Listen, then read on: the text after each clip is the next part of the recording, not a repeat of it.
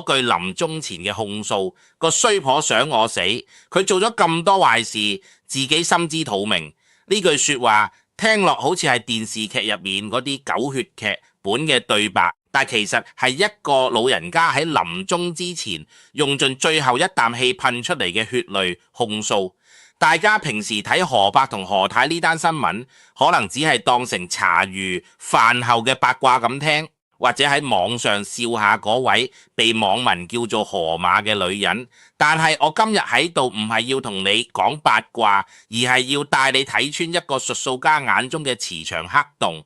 你試下放眼望下，成件事由頭到尾唔單止係一單忘年戀咁簡單，而係一場血淋淋嘅能量清算。我哋術數家睇人唔係睇表面嗰啲甜言蜜語，而係睇你背後嗰股氣到底係福氣定係殺氣。何伯呢位老人家本來應該係可以安享晚年，兒孫繞膝，點知遇到呢個女人之後，短短2年之間，成個人由精氣神十足變到最後元氣崩解，肝癌末期走人。呢種衰老嘅速度喺玄學上係極之唔尋常嘅。呢個就係我今日要同你拆解嘅老夫魔咒。你可能仲會覺得兩個人一齊係緣分，但我想話你知，緣分都有分正緣同業緣。喺術數嘅世界入面，有一種女人嘅命格對男人嚟講係致命嘅相約，呢種就係三命通會入面講嘅夫星入墓。你唔好以為墓字好似好深奧，其實講得好淺白。墓庫即係墳墓，亦即係一口封嘅棺材。如果一個女人嘅八字入面代表丈夫嗰粒官星跌咗入去墓庫，呢種磁場就係極端嘅掠奪型。任何男人行近佢身邊，甚至同佢結為夫妻，嗰個男人嘅能量場就會即刻被呢個命盤鎖死。個男人嘅精氣神，甚至乎係佢本身嘅運勢同命運，都會慢慢被呢個墓庫吸納封印，直到埋葬為止。你以為你係同佢結婚，其實你係行入咗一個預設好嘅能量墳墓。呢單案入面，何伯由當初上電視東張西望嗰陣，仲係參參有力，拎住把遮同個女對質，幾咁威風。嗰陣佢仲以為自己係情聖，為咗所謂嘅愛情去對抗全世界。但你睇下佢後期喺街頭做直播嗰啲片，成個人嘅生機係斷崖式下跌，嗰種眼神由最初嘅憤怒慢慢變成驚恐，最後變成長期被壓制嘅呆滯同空洞。呢個過程就係靈魂慢慢被抽乾嘅寫照。再睇下呢個女人嘅面上，商學上有句說話叫言插天倉，指嘅就係言骨高中而且還長。你睇下何太嗰對言骨肉小骨露，呢種相格代表住極強嘅掌權格同控制格，而且最致命嘅係缺乏慈悲心。二骨代表權力高而露骨嘅女人，一定要話事，一定要做一家之主。丈夫喺佢面前只能夠做配角，甚至係奴隸。你再睇下佢嗰對眼，眼白多而眼神帶殺，望耐少少你都會覺得心寒。呢種眼神往往帶有一種陰煞之氣，喺潛意識層面會對身邊嘅人形成一種無形嘅制約。你睇片入面佢望住何伯嗰種眼神，邊度有愛？嗰種係監視同嫌棄，好似望住一件利用完隨時可以抌咗去嘅廢物咁款。仲有佢嗰把聲線粗絲，而且低沉，商學上叫做破羅爽。女仔有呢種聲主破耗，會不斷消耗家庭嘅福氣。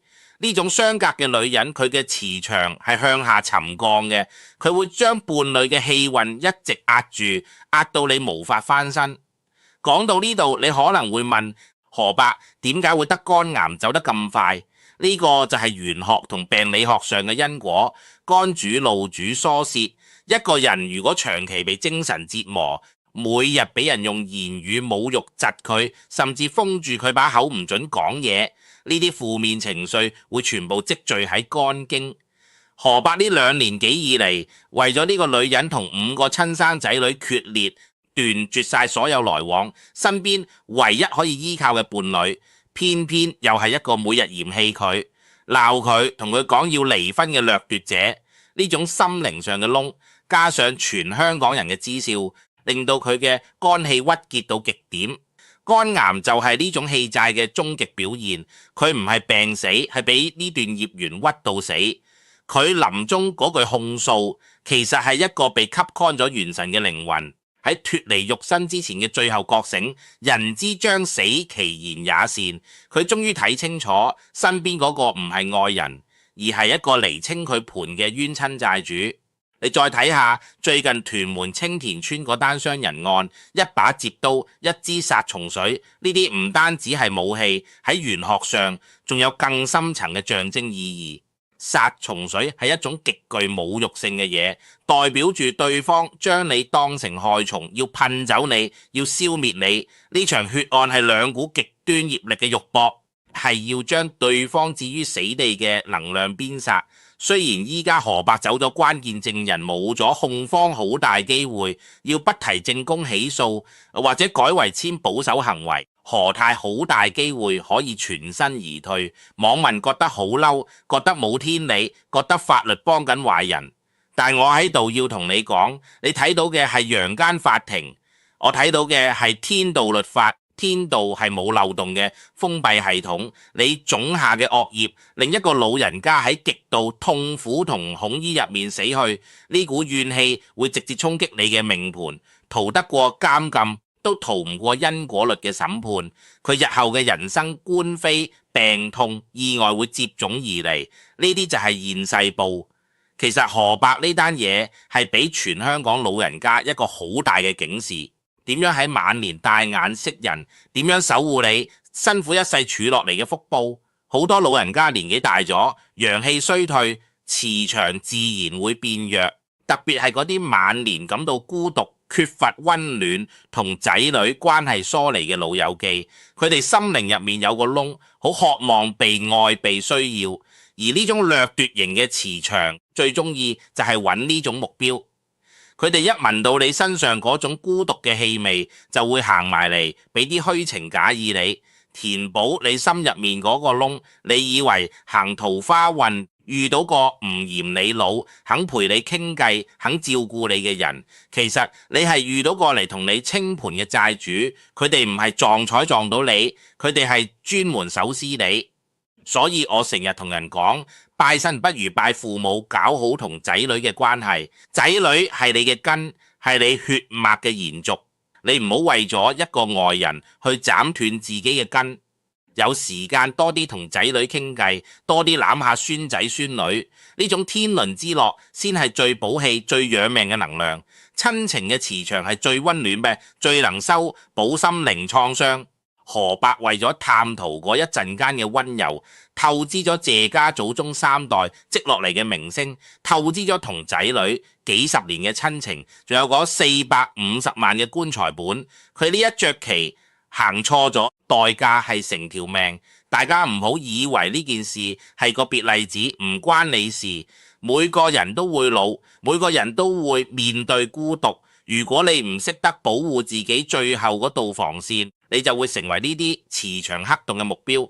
講完命理同面相，我仲想同大家講下呢場共業。網民喺網上不斷恥笑何伯，叫佢提款機，笑佢戀愛腦，甚至獻bài挑撥佢哋鬧交。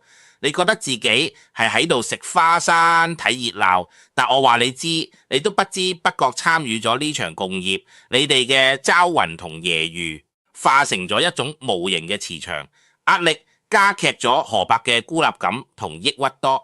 當一個老人家覺得自己係全城嘅笑話，佢會因為放唔低面子而更加唔敢翻轉頭去揾仔女。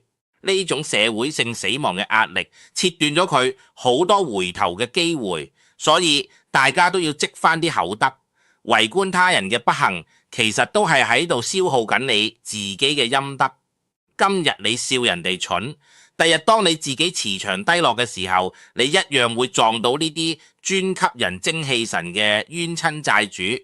真正嘅福氣係平靜，而唔係刺激。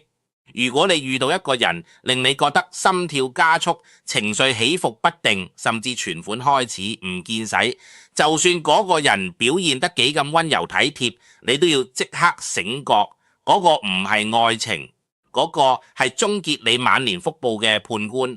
河伯用佢嘅生命為全香港老友記做咗一次最深刻嘅示範。佢以為用錢可以買到愛，用棺材本可以買到陪伴，結果買到嘅係一條催命符。呢單嘢係用血字寫成嘅教科書，大家一定要引以為戒，守住內心嘅平安，先係對呢啲冤親債主最好嘅反擊。因為當你心中無愧，磁場清淨，佢哋就永遠得唔到佢哋想要嘅嘢。希望大家睇完呢篇分析，可以喺關鍵時刻開一開天眼，避開呢啲隱藏喺身邊嘅磁場黑洞，保住下半生嘅平安大吉。以上為文章第一部分，約3500字，分析你河伯事件嘅命理背後，河太面相與磁場掠奪，河伯健康衰敗的因果以及對老人的警示。